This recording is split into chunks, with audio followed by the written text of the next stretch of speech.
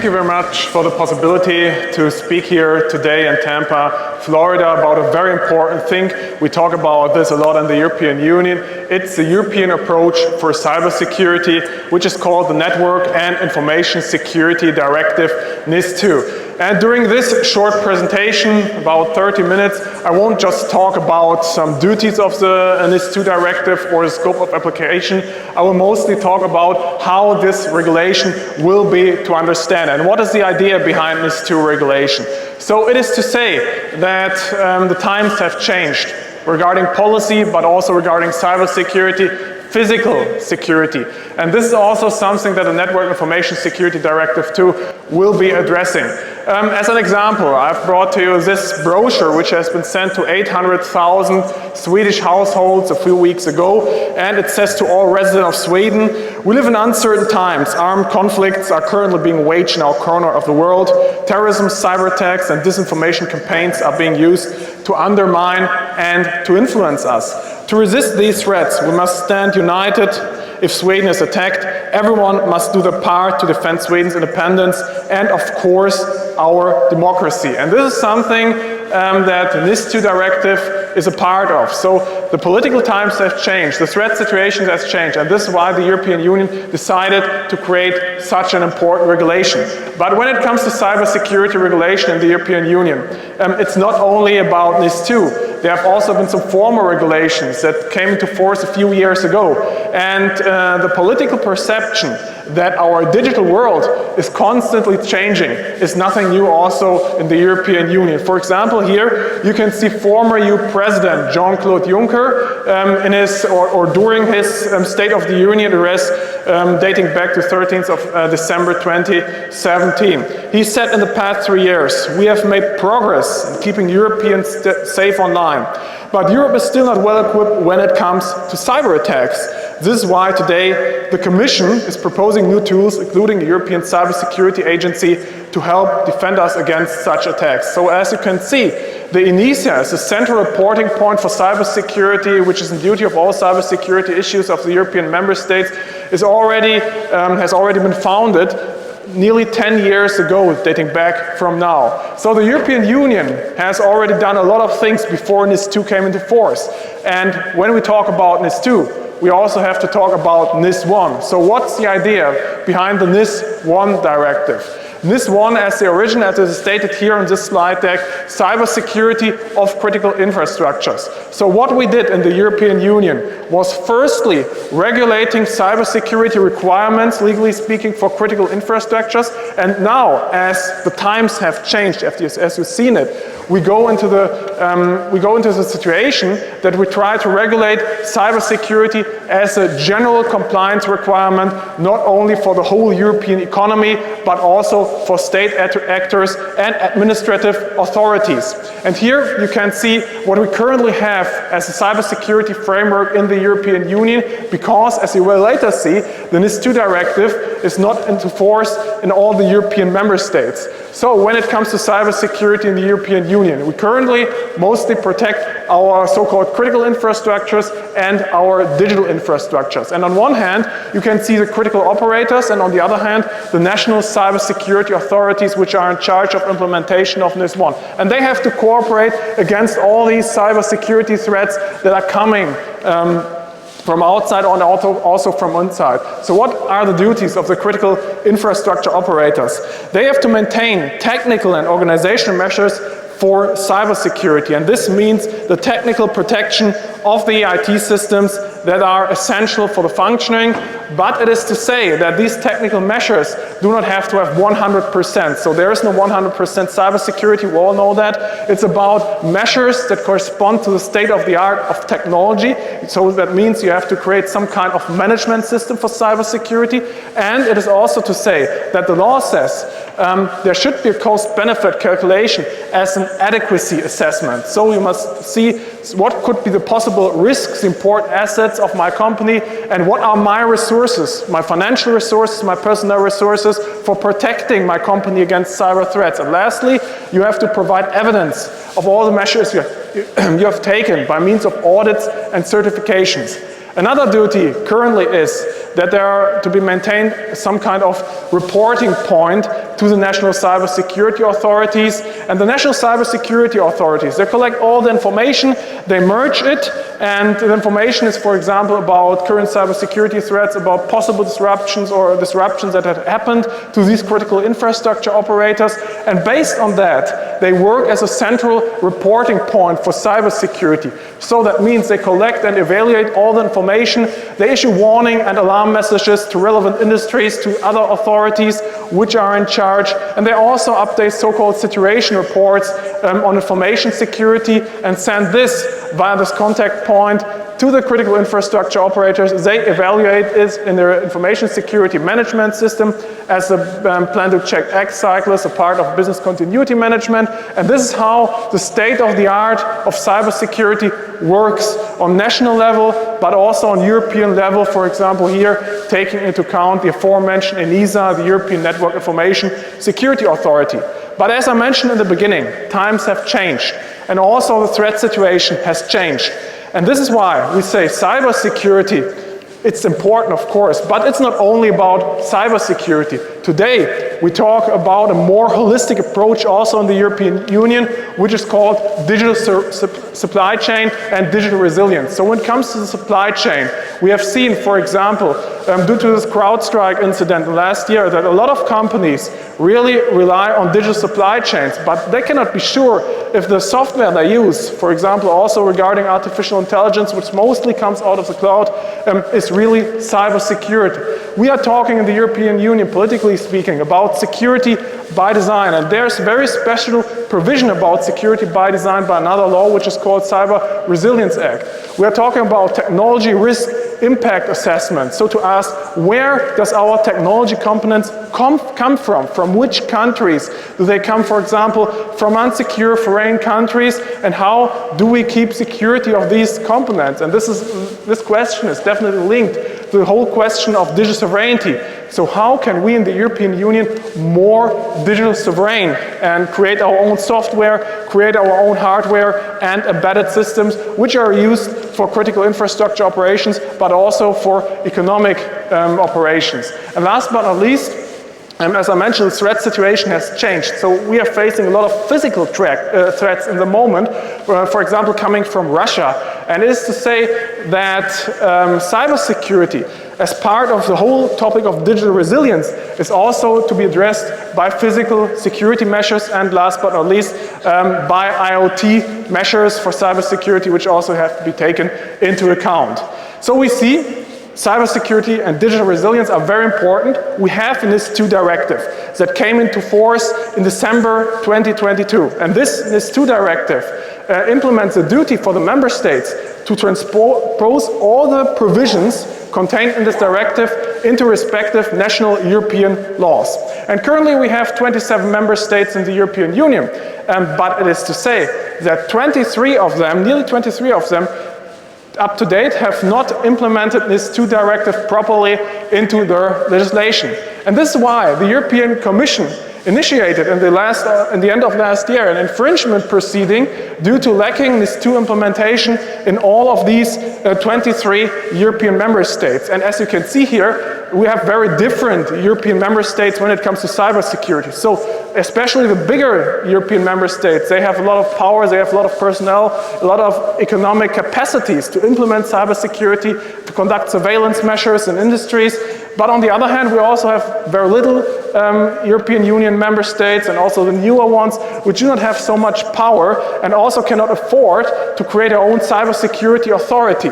And as you can see here, it is to say that nearly 23 member states, because some of them have already implemented this NIS2 directive, because this is dating back to November last year. But as you can see, a lot of bigger European member states still failed to implement this regulation. For example, Denmark, Germany, Spain, France, Hungary, the Netherlands, also Portugal, Finland or Sweden. But on the other hand, you can see there's a high need for more critical infrastructure protection. And on this map, you can see which member states had transposed NIS2 in the end of last year and which member states did not have transposed. So the green ones had transposed NIS2 into their respective national legislation, and all the blue ones, they have started and they're working on some different procedures, chronologically following, but mostly speaking, you can see, even though we have the changed threat situation, this political importance and the legal duty for transposition, a lot of things did not have happened so far. What does NIS2 regulate? So there are two important points. Firstly, it's about the scope of application. And as you can see here, where we started with the regulation of critical infrastructures in the NIS1 directive, dating back to 2016, it's now about the whole protection of the digital economy and state actors. So for example here, NIS2 covers entities operating in critical sectors such as public electronic communication services, ICT service management, digital services, wastewater and waste management, space, health, energy, transport, manufacturing of critical products, postal and courier services, as well as public administration. And what the European Commission did is to issue a warning, a legal warning to these states that they haven't transposed NIS2 so far into their national regulations, and now the European Commission has given them 2 months to receive a satisfactory approach, an answer, so to say, what are we going to do, how do we plan to implement this, and what are the next steps. And when there won't be such a satisfactory response, as mentioned here by the European Commission, the Commission may decide to issue a reasoned opinion to these member states. What could be the pain points for lacking implementation of NIS2 directive in the European Union? Because we have seen there must be some problems when 23 out of 27 European member states did not implement this very important regulation for cybersecurity, which really addresses a lot of industries so far. And there are two things to mention and to distinguish. And firstly, we have political pain points in the member states, because it's not that easy to create a holistic cybersecurity regulation based on European directive. And secondly, it's about the duties concerning the providers of critical infrastructures and the service operators. And here you see an excerpt of the German legislative procedure concerning implementation of NIS2, and there had been some public hearings, but then the German parliament was dissolved, as you might know, in the beginning of this year, and this is why all of these legislative procedures came to an abrupt halt. And there are also some other reasons for not implementing NIS2. So it is to say that even though it is a directive, and there might be some changes in the European member states legislation on implementing this. So we have, and I'll show that later on, different levels of implementation of this EU directive in the individual member states, and with that a lack of harmonization of cybersecurity, even if we have a unified directive.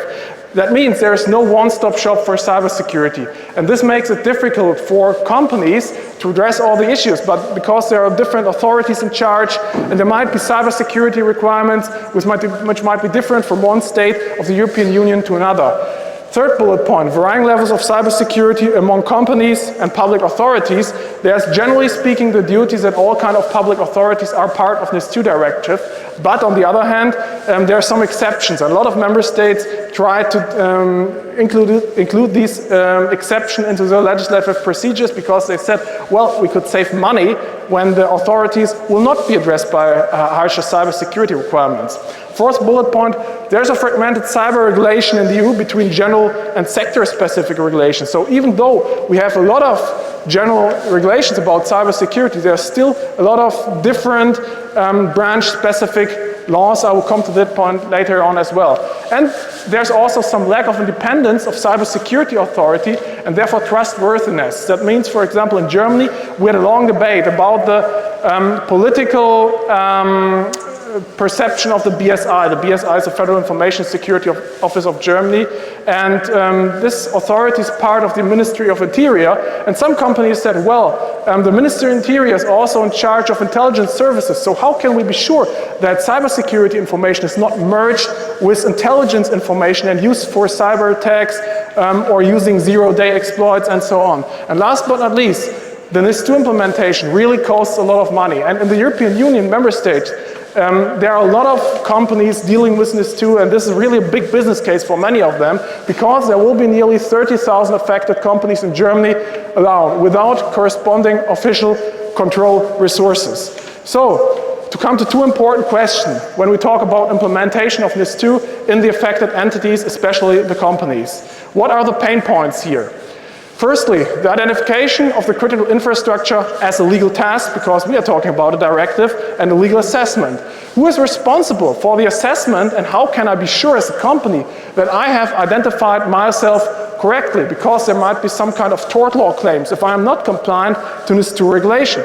Secondly, the implementation of the technical and organizational cybersecurity measures required by law. So after I have made this kind of identification, how can I be sure that I'm really compliant to the state-of-the-art of technology, how NIS2 directive describes it? What are the relevant best practices for the respective industry? And who confirms that I have achieved them? And it is to say as well that we started with critical infrastructure-based regulation based on NIS1.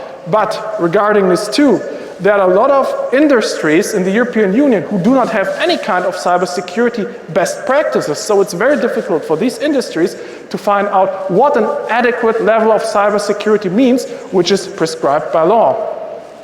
To dig a little bit deeper into the details, we see that the implementation of NIS2 is not to be considered a national problem, because we are talking about a directive, and according to the principle of minimum harmonization, there are a lot of industries that are affected. And the NIS2 directive distinguishes between two different kinds of industries. So firstly, the essential business sectors, which can be considered as critical infrastructures, generally speaking, and important business sectors, which are mostly relevant for creating or for supplying the value chain in a country. So you see energy sector, transportation sector, health, space sector, and sectors such as wastewater, drinking water, public administration, banking, or ICT service management are to be considered as the essential entities here. And then we have these important business sectors which do not have such a high importance as the essential business sectors: postal career services, waste management, digital providers, chemical industry, food, research, as well as the manufacturing industry. And so far in the European Union, the manufacturing industry, so the economic value chain, had nearly no legal provisions for cybersecurity. And this, as you can see, will change. So we have manufacture of medical devices, manufacture of computer, electronic, optical products, electrical equipment, machinery equipment, motor vehicles, very important in the European Union, especially in Germany, a very important industry, and manufacturing of other transportation equipment. But it is to say that, as I mentioned, and it's also stated here in this, on the slide, this is not a national problem, because we have NIS2 directive, which covers about 90% of all the sectors itself. There are, frankly speaking, only 10% left for the member states to create individual rules on cybersecurity, comparing them to NIS2. Secondly speaking, not only the qualitative criterion, but also the quantitative criterion. You need to fulfill both of them. So firstly, you need to be a part of these critical infrastructure sectors that I mentioned. Secondly, you must reach a certain size of your company, for example, regarding personnel, regarding revenue. And there's a so-called European size cap rule, which is a basis for decision to see if you're affected by the NIS2 directive by numbers. And entities that are affected are medium-sized companies, big corporations, but also very small corporations as an exception. When you are a medium-sized company in the European Union, in the EU, this is the case when you employ at least 50 persons or have an annual turnover, an annual balance sheet, each exceeding euro 10 million. You're a big-sized company in the European Union, large company, when you exceed these thresholds, and that means you have at least 250 employees or an annual turnover of more than 50 million euro and an annual balance sheet of more than 43 million euro. And as an exception, for example, when you are just one important entity in the digital supply chain or in the supply chain of manufacturing in the European Union, and a cyber attack could cause to significant disruption in the whole supply chain, you can also be affected if you are a small-sized enterprise. So even if you do not meet these thresholds by numbers, But if you meet some other thresholds, for example, regarding critical activity, impact on public order, systemic risk or cross-border effects, you can also be part of this regulation. But this is also covered to 90% by the NIS2 directive, and only here again 10% by national legislations. The last point is, after identification, what technical and organizational measures will have to be implemented in the European Union.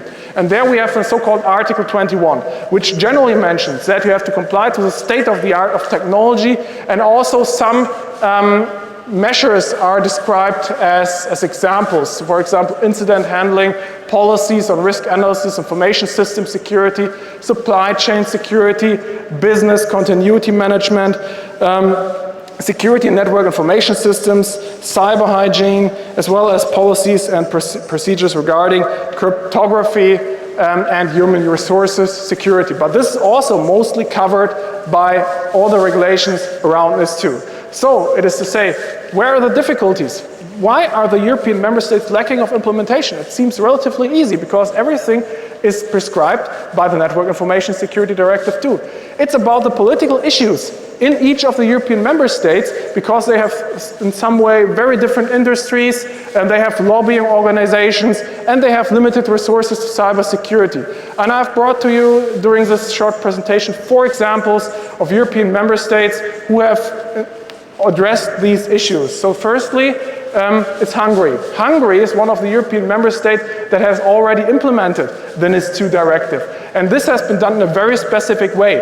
And you can already see that there had been some deadlines for implementations for the affected entities and authorities. And the difference are quite clear here, because on one hand, we have seen that the NIS2 directive just distinguishes between essential and important entities, whereas the Hungarian government has started to divide companies affected into different risk classes, starting with a basic level, qualified requirements, up to a high security class that must be complied with. So we have no 100% compliance here with the NIS2 directive. And it is also to say, when it comes to technical measures, the Hungarian government issued a special legal decree just for technical and organizational implementation of NIS2, which is 100 pages long. And this goes a lot beyond the requirements of NIS2 directive. Another example about the remaining 10%, the Netherlands. The Netherlands have so far failed to introduce the NIS2 directive. In the Netherlands, there's the National Cybersecurity Center, the NCSC, which is the authority in charge of the NIS2 directive. But it is to say, in contrast, for example, to Hungary, which has a very detailed catalog of cybersecurity measures that have to be taken, the Netherlands say, well, we do not regulate anything. We just say we create a general legal decree, and in this general legal decree, we give the authorities the possibility to concretize certain cybersecurity requirements. So a very broad difference compared to Hungary. Italy. NIS2 directive has already been implemented in Italy as well, and they have also taken a somewhat different approach, because they said, well, of course we have important sectors, we have essential sectors, but we need to define some more sectors due to our specific economy and also tourism.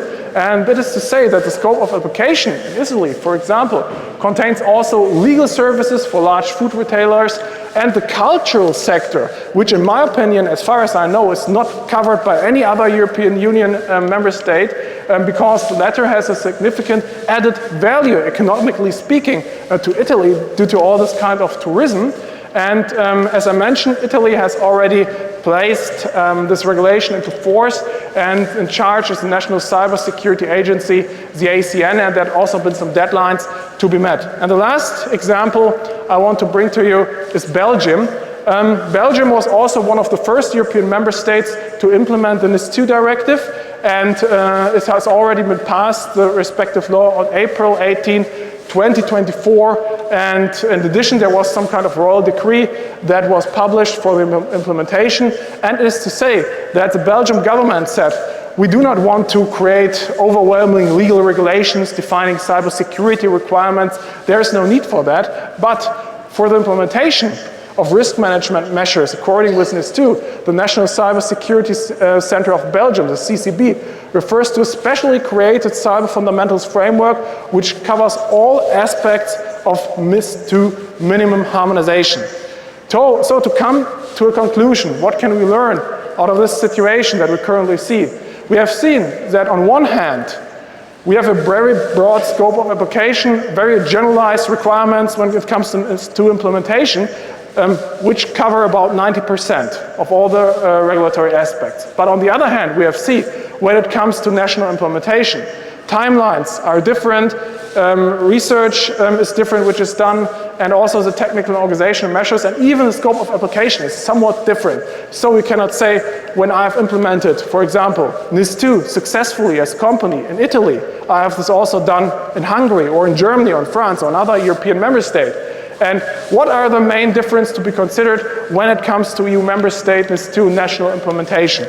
So firstly, you cannot be sure that if you are NIS2 compliant, as I mentioned, in one European member state, this also applies to other European member states. And this might be very cost intensive because you have to do cybersecurity assessment in each of the European member states if you're affected as a company. Secondly, the identification procedures, if you fall within the scope of NIS2, are different. So in most countries, you have to register yourself, you have to find out if you are part of the regulation, you have to ask some lawyers, make some legal assessment. But on the other hand, some European member states say, we don't need that, you are registered automatically by authorities. Third point, there are different notification and implementation deadlines, as you have seen in the example I've brought to you. And fourthly, a different cybersecurity is responsible for each European member state. And you have also sometimes very sector-specific authorities, so you cannot be sure where to send in all the information which is needed by the cybersecurity authorities to make these technical and legal assessments according to NIS2. Most member states refer one-to-one to NIS2 when implementing the technical and organizational cybersecurity requirements, but some also, as you have seen, for example, for Hungary, have also set their own requirements, which are more detailed or completely generalized. And for example, in Poland, there's a long debate about 5G security. So what to do, for example, about critical infrastructure technology that comes from the People's Republic of China regarding data privacy, regarding data security, confidentiality, and so on. And this is also regulated, for example, in Germany. And the last point here, the verification procedures are structured differently due to the nature of the directive. So, to come to a conclusion of this very short introduction into the NIS2 directive. As we have seen, we have started in the European Union with critical infrastructure protection regulation, and now we are talking about digital resilience, digital infrastructure protection, not only for critical infrastructures, but for cybersecurity as a whole. The European Union conducted a so-called impact assessment, and they came to the conclusion that there will be an increase in the corporate cybersecurity by 22% for newly affected companies by NIS2, or 12% for existing companies that had been already affected by NIS1 regulation. In concrete terms, as I mentioned, there are approximately 30,000 affected companies, institutions, alone in Germany, for example, but I think it might be 40,000 alone in Germany, and you can already see that we have hundreds of thousands affected entities additionally in cybersecurity in the whole European Union. That means there will be an economic additional compliance cost of approximated 1.65 billion per year, and this is due to the significant expansion of the scope. So that means you have a lot of more entities that are affected, also medium-sized entities, smaller corporations. And on the other hand, you see that even though there is some kind of expectation that higher cybersecurity requirements are getting higher, in my opinion, this will not be the result due to NIS2, because a lot of authorities in the European Union do not have the power, they do not have the personnel, the economic resources to adequately check whether all the entities really fulfill the NIS2 regulations, because we have a lot of complex interactions in the European Union with other cybersecurity and digital infrastructure regulations, such as the Cybersecurity Act, the Cyber Resilience Act, or the Critical Entities Resilience Directive for the financial sector. We have the Digital Operational Resilience Act, the Artificial Intelligence Act, and the GDPR for personal data protection. So we have a lot of regulation on digital resilience in the European Union. But, and this is my last point here, a lot of companies are facing the same challenges due to increased cybersecurity threats. And this is why many countries all around the world are currently analyzing on how we in the European Union are trying to implement NIS2 and conducting this NIS2 experiment and examining whether this regulation, this kind of critical infrastructure regulation, can be adopted as well. Thank you very much for your attention. Thanks.